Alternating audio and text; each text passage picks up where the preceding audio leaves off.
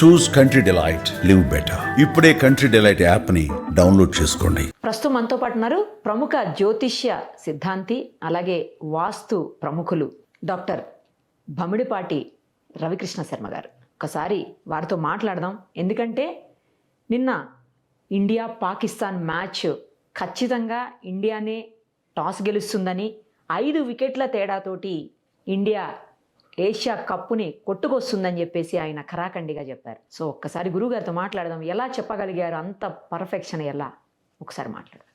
గురుగారు నమస్తే. నమస్కారం. ఎలా అండి, అంటే 5 వికెట్ల తేడానే అంత పర్ఫెక్ట్గా ఎలా చెప్పగలిగారు?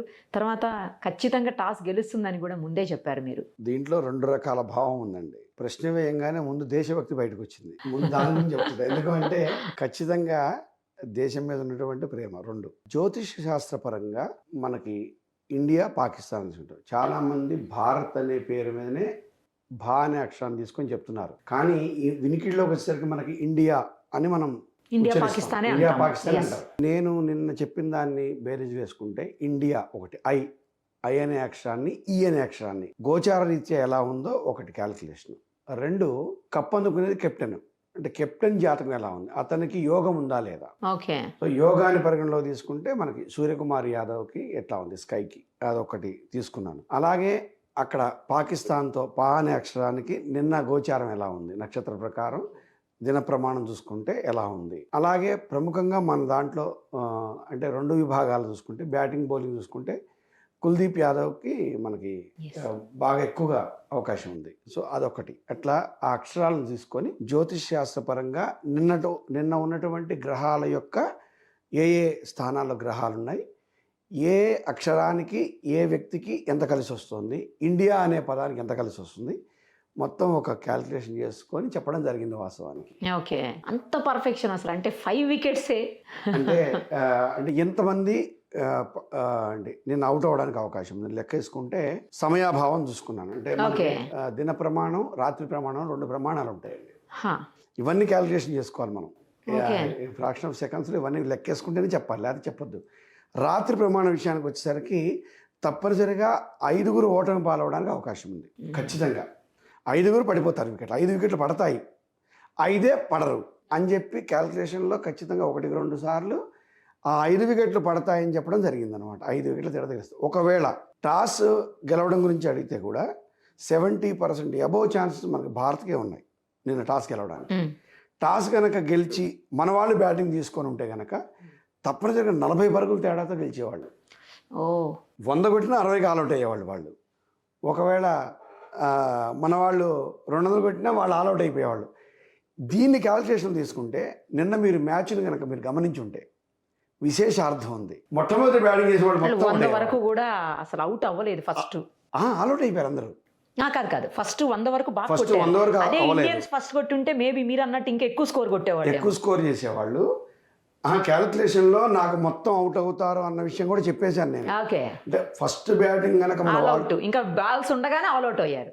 40 పరుగులు తేడాతో గెలుస్తారంటే అర్థం ఏంటంటే వాళ్ళు ఆల్అౌట్ అయిపోతారనే కదా అంతరార్థం. అదే క్యాలిక్యులేషన్ తీసుకుంటే పాకిస్తాన్ వాళ్ళు నిన్న మొత్తం అవుట్ అయ్యారండి. మొత్తం ఓవర్లు ఆడలేకపోయారు వాళ్ళు. అవును. 20 ఓవర్స్ కంటే ముందే ఆల్అౌట్ అయిపోయారు. అంటే ఎట్టి పరిస్థితుల్లో వాళ్ళకి ఆల్అౌట్ అయ్యే యోగం ఉంది నిన్న. మన వాళ్ళకి 5 అవుట్ అయ్యే యోగం ఉంది. ఖచ్చితంగా విజయం సాధించే యోగం ఉంది.